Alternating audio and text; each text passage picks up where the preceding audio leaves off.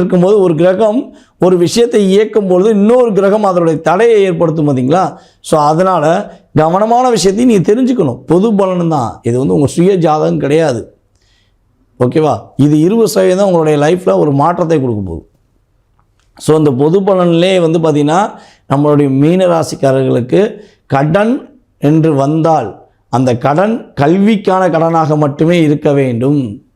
எக்காரணத்தை கொண்டும் வேறு யாருக்கோ ஜாமீன் கையெழுத்து போடுறது, வேறு யாருக்காக பணத்தை வாங்கி கொடுக்கறது, இல்லை உங்கள் கையிலேருந்து பணத்தை கொடுக்கறது, அந்த பணத்துக்காக நீங்கள் கடன் வாங்குவது, இதெல்லாம் நீங்கள் செய்துவிடக்கூடாது.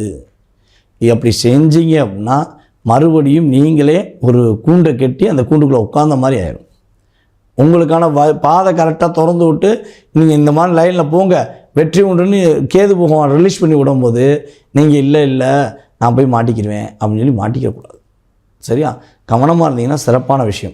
அதே போல் அரசாங்கத்துக்கு புறம்பான விஷயங்கள், அரசாங்கத்துக்கு எதிரான